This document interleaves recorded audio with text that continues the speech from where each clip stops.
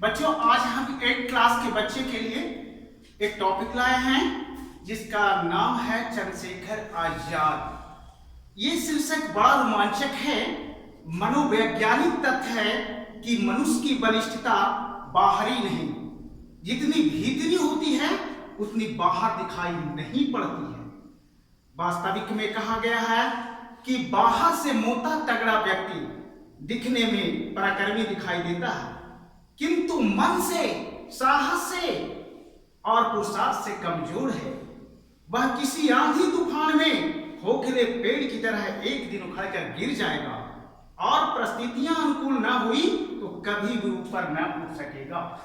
तो बच्चों, चंद्रशेखर आजाद एक ऐसे वीर सपूत थे जो कि भारत माता की आजादी के लिए एड़ी चोटी कर दिया। तो आज उनकी बातों को हम जानेंगे। आजादी किसे अच्छी नहीं लगती है, चाहे पिंजरे में बंद पंछी हो, चाहे रस्सी में बंधा हुआ पशु, सभी परतंत्रता को तोड़ फेंकना चाहते हैं। फिर मनुष्य तो पशुओं की अपेक्षा अधिक बुद्धिमान है और संवेदनशील होता है। उसे गुलामी की जंजीर सदा खटकती रहती है। सभी देशों के इतिहास में आजादी के लिए अपने प्राणों की बलि देने वाले वीरों के उदाहरण मिलते हैं। जैसा कि बच्चों, आप लोग जानते हैं कि 1947 से पहले भारत गुलाम था और भारत को आजाद करने के लिए लगातार 200 वर्षों तक अंग्रेजों के साथ संघर्ष करना पड़ा। भारत की आजादी की पहली लड़ाई 1857 ईस्वी में, जिसे सैनिक विद्रोह के नाम से जानते हैं, लड़ी गई, लेकिन उस लड़ाई में भारतीयों की हार हो गई। कारण यही था कि हम लोग में एकता नहीं था। एकता के अभाव के चलते हम लोग उस जंग में जीत नहीं पाए। लेकिन फिर भी संघर्ष जारी रहा। जनता में आजादी की चिंगारी सुलगाने का काम क्रांतिकारी लोग करते थे। अंग्रेजों को भारत से किसी भी प्रकार निकालना, बाहर करने के लिए क्रांतिकारी लोग कटिबद्ध थे। ऐसे क्रांतिकारियों में जब भी अंग्रेजी सरकार पकड़ पाती, उसे फांसी या काले पानी की सजा देती। भारत मां की आजादी के लिए अपने प्राणों की आहुति देने वाले क्रांतिकारियों में चंद्रशेखर आजाद का नाम अग्रगण्य है। बच्चों, जैसा कि आप लोग जानते हैं कि चंद्रशेखर आजाद का जन्म एक बहुत ही साधारण परिवार में हुआ था और मध्य प्रदेश के झाबुआ जिले के एक ग्राम में हुआ था। उनके पिता का नाम पंडित सीताराम और माता का नाम श्रीमती जगरानी देवी था। बचपन से ही चंद्रशेखर आजाद बहुत साहसी थे। जिस काम को करना चाहते थे उसे करके ही दम लेते थे। एक बार की बात है बच्चों कि लाल रोशनी देने वाली दिया सलाई से खेल रहे थे। चंद्रशेखर आजाद किसी से खेल रहे थे? दिया सलाई से खेल रहे थे। और उन्होंने अपने साथियों से कहा कि एक सलाई से जब इतनी रोशनी होती है तो सब सलाइयों को जब एक साथ जलाया जाए तो न मालूम कितनी रोशनी होगी। सभी साथी इस प्रस्ताव को सुनकर खुश हुए, लेकिन किसी का हिम्मत नहीं हुआ कि इतनी सारी सलाइयों को एक साथ जलाएं, क्योंकि बच्चों, जैसा कि आप लोग जानते हैं, रोशनी के साथ सलाई में तेज आंच भी होती है। एक सलाई की आंच झेलना तो कोई बात नहीं है, लेकिन सब सलाइयों की आंच झेलना, इसके साथ खतरा मोल लेना कौन सह सकता है। लेकिन चंद्रशेखर आजाद सामने आए और उन्होंने कहा कि मैं एक साथ सभी सलाइयों को एक साथ खेलने का खतरा मोल लूंगा। इस पर चंद्रशेखर आजाद ने तैयार हो गए। तमाशा तो हो गया शुरू, उनका हाथ भी जल गया, लेकिन उन्होंने उफ तक नहीं मानी। उन्होंने कुछ भी दर्द का महसूस नहीं किया। जब लड़कों ने उनके हाथ को देखा, उनके साथियों ने देखा, तो मालूम हुआ कि उनका हाथ बहुत जल गया है। सब लड़के उपचार के लिए दौड़ पड़ गए, लेकिन चंद्रशेखर आजाद के चेहरे पर पीड़ा का कोई प्रभाव नहीं था, बल्कि वह खड़े खड़े मुस्कुरा रहे। ऐसे थे वीर साहसी चंद्रशेखर आजाद। बच्चों, उनकी जीवनी से हमें सीख मिलती है कि हम लोग भी उसी की तरह वीर बहादुर बने और किसी भी मुसीबत में, किसी भी कष्ट में हंसना सीखें, बाकी भागना नहीं। प्रारंभ में चंद्रशेखर आजाद संस्कृत पढ़ने के लिए काशी भेजे गए। उनका मन वहां नहीं लगा। वे भागकर अपने बाबा के घर अलीपुर स्टेट पहुंच गए। वहां पर उन्होंने भीलों से मिलने का उन्हें मौका मिला, जिनसे उनकी खूब घनिष्ठता हो गई। उन्होंने उनसे धनुष बाण सीखा। थोड़े ही दिनों में अच्छे निशानेबाज हो गए। उनके बाबा ने जब यह बात सुनी तो उन्हें फिर काशी भेज दिया, जिससे कि वे कम से कम उन भीलों का साथ तो छूटे। उस काशी में चंद्रशेखर आजाद टिक गए। जैसा कि आप लोग जानते हैं कि काशी को आनंद कानन कहा गया है। धार्मिक लोगों की ओर से संस्कृत के छात्रों के लिए आवास तथा भोजन की उत्तम व्यवस्था। चंद्रशेखर जब 10-11 वर्ष के थे, बच्चों, एक अद्भुत घटना आपके सामने हम पेश करते हैं। उस घटना का नाम है जालियांवाला बाग हत्याकांड। याद रखिए बच्चों कि चंद्रशेखर आजाद जब 10-11 वर्ष के थे, तब जालियांवाला बाग का भयंकर हत्याकांड हुआ, जिसमें सैकड़ों निरपराध भारतीयों की गोलियां का शिकार होना पड़ा। जालियांवाला बाग, जैसा कि जानते हैं, कि चारों ओर से ऊंची ऊंची दीवारों से घिरा एक मैदान था। इसका रास्ता बहुत ही संकीर्ण था। एक दिन जालियांवाला बाग में सभा हो रही थी। उसमें ब्रिटिश सरकार के विरुद्ध भाषण हो रहे थे। सभा चल रही थी। सेना के एक टुकड़ी के साथ अंग्रेज जनरल डायर वहां आया। कौन आया? अंग्रेज जनरल डायर। और उसे वह अंग्रेज जनरल डायर ने ऐसा किया कि बिना कहे सुने निहत्थी भीड़ पर अंधाधुंध गोलियां चलाना शुरू कर दिया। कोई 1000 आदमी मारे गए और कई हजार घायल हो गए। सारे भारत में क्रोध की लहर दौड़ गई। आजाद ने भी इस दर्दनाक घटना का वर्णन सुना। उनकी अवस्था छोटी थी, फिर भी भारतीय राजनीति में उन्होंने रुचि जग ली और वे अंग्रेजों के विरुद्ध कुछ कर दिखलाने का उपाय सोचने लगे। तो बच्चों, जैसा कि उन दिनों ब्रिटिश युवराज एडवर्ड भारत आने को थे। कौन भारत आने वाले थे? ब्रिटिश युवराज एडवर्ड भारत आने को थे। काशी आने का भी उनका कार्यक्रम था। अंग्रेज ने तय किया कि उनका बहिष्कार किया जाए।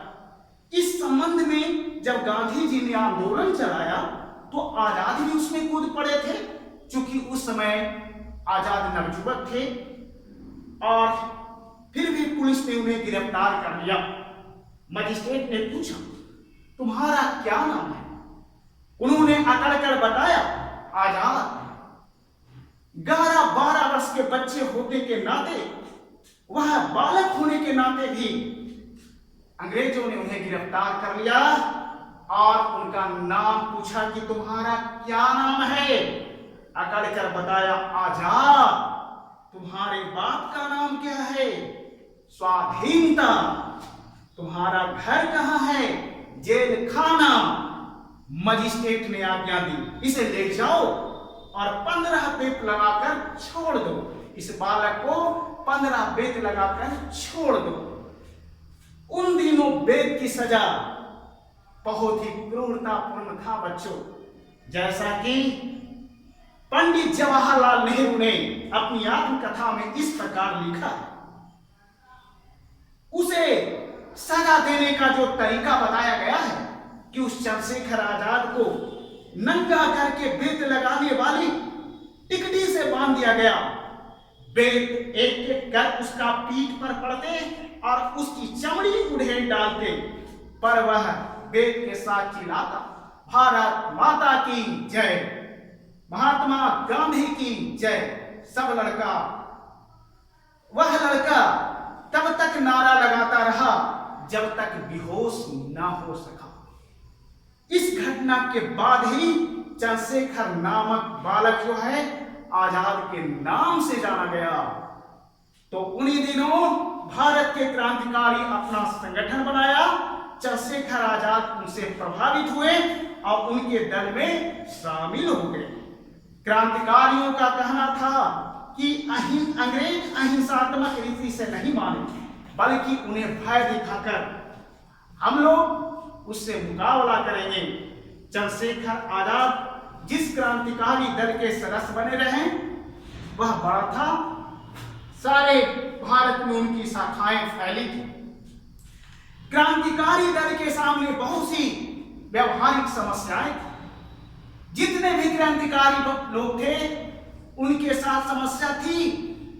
सबसे बड़ी समस्या यह थी कि संगठन के लिए धन कहां से लाया जाए। इसलिए सभी लोग दल की ओर से सन 1925 ईस्वी में उत्तर प्रदेश में काकोरी एक जगह है, काकोरी स्टेशन के निकट चलती गाड़ी को रोककर सरकारी खजाना लूट लिया गया। इस घटना के होते ही ब्रिटिश सरकार की ओर से गिरफ्तारियां होने लगी, लेकिन आजाद गिरफ्तार न हो सके। उन्हें पकड़ने के लिए बड़ा इनाम घोषित किया गया कि जो कोई भी आजाद को पकड़ लेगा उसे बड़ा इनाम मिलेगा। लेकिन आजाद ने भी ठान लिया कि मुझे कोई जीवित नहीं पकड़ेगा, मेरी लाश को ही गिरफ्तार किया जा सकता है। बाकी लोगों पर मुकदमा चलता रहा, लेकिन चंद्रशेखर आजाद झांसी के आसपास के स्थानों में छिपे रहे और गोली चलाने का प्रयास करते रहे, बल्कि अंग्रेजों के गिरफ्तारी में नहीं आए। काकोरी षड्यंत्र के मुकदमे के राम प्रसाद बिस्मिल, काकोरी षड्यंत्र के मुकदमे में राम प्रसाद बिस्मिल, रोशन सिंह, अशफाक उल्ला खान और राजेंद्र लाहिड़ी को फांसी हुई। उस षड्यंत्र में जो पकड़े गए उन्हें फांसी की सजा हुई। अब सरदार भगत सिंह और बटुकेश्वर दत्त ने सरकार की दमन नीति का विरोध करने के लिए 7 अप्रैल सन 1929 ईस्वी को केंद्रीय विधानसभा ने बम फेंका। केंद्रीय विधानसभा में जब बम फेंका गया, जानते थे कि पकड़े जाएंगे और उन्हें फांसी होगी, तो भी वहां से भाग निकलने के बजाय वे धारा सभा में ही अंग्रेजों के विरोध में नारे लगाते हैं। वे दोनों गिरफ्तार हो गए। उस पर लाहौर षड्यंत्र मुकदमा चला, किंतु चंद्रशेखर आजाद अब भी पकड़े नहीं जा सके। ब्रिटिश सरकार का काम जारी रहा, तलाश जारी रहा। आजाद को तत्काल पकड़ना चाहती थी, लेकिन वे किसी भी तरह हाथ नहीं आ रहे थे। 27 फरवरी सन 1931 की बात है बच्चों, दिन के 10 बजे आजाद और सुखदेव राज इलाहाबाद के अल्फ्रेड पार्क में बैठे थे। इतने में 2 पुलिस अधिकारी वहां आए। उनमें से एक आजाद को पहचानता था। उसने दूर से आजाद को देखा और लौटकर खुफिया पुलिस के सूचना दे दिया। खुफिया पुलिस सुपरिटेंडेंट नाट बाबर को जब इसकी खबर मिली, तो नाट बाबर इस खबर को पाते ही तुरंत मोटर कार वाला अल्फ्रेड पार्क पहुंचा और आजाद से 10 गज के फासले पर उसने मोटर रोक दी। पुलिस की मोटर देखकर आजाद का साथी तो बच निकला, भाग गया, किंतु वे आजाद भाग नहीं गए। नाट बाबर आजाद की ओर बढ़ा, नाट बाबर आजाद की ओर बढ़ा। दोनों तरफ से अंधाधुंध गोलियां चली। नाट बाबर की गोली आजाद की जांघ पर लगी, तो आजाद की गोली नाट बाबर की कलाई पर। जिससे कि उसकी पिस्तौल फूट कर गिर पड़ी। उधर और भी पुलिस वाले आजाद पर गोली चला रहे थे। हाथ से पिस्तौल छूटते ही नाट बाबर एक पेड़ की ओर छिप गया। आजाद के पास हमेशा काफी गोलियां रहती थी। आजाद के पास हमेशा काफी गोलियां रहती थी, जिनका अवसर पर उन्होंने खूब उपयोग किया। नाट बाबर जिस पेड़ की आड़ में छिपा था, आजाद मानो उस पेड़ को छेद कर नाट बाबर को मार डालना चाहते थे। पूरे 1 घंटे तक दोनों से गोलियां चलती रही, दोनों ओर से अंधाधुंध गोलियां चलती रही। जब आजाद के पास गोलियां खत्म होने लगी तो अंतिम गोली उन्होंने खुद मार लिया, खुद अपने आप को मार ली। इस प्रकार यह महान योद्धा मातृभूमि के लिए अपने प्राणों की आहुति देकर सदा के लिए सो गया। अपनी यह प्रतिज्ञा उन्होंने अंत तक निभाई कि वे कभी जिंदा नहीं पकड़े जाएंगे। जब आजाद का शरीर बड़ी देर तक निस्पंद रहा, निष्प्राण रहा, तब पुलिस वाले उनकी ओर आगे बढ़े। किंतु आजाद का आतंक ऐसा था कि उन्होंने पहले एक गोली मृत शरीर पर मारकर निश्चय कर लिया कि वास्तविक में सचमुच में मर गए हैं। आजाद जिस स्थान पर शहीद हुए वहां उनकी एक प्रतिमा स्थापित की गई है। वहां जाने वाले हर व्यक्ति उस वीरात्मा को श्रद्धांजलि अर्पित करता है, जिसने अपनी जन्मभूमि की पराधीनता को काटने के लिए अपना जीवन सहर्ष बलिदान कर दिया। तो बच्चों, धन्य वह चंद्रशेखर आजाद थे जिन्होंने अपने जीवन को भारत माता की आजादी के लिए कुर्बान कर दिया, लेकिन अपने देश की रक्षा के लिए एक कदम भी पीछे नहीं। आज का क्लास इतना ही बच्चों। 8 क्लास के बच्चे के लिए आज का यही रहा। Thank you. अविनाश जी।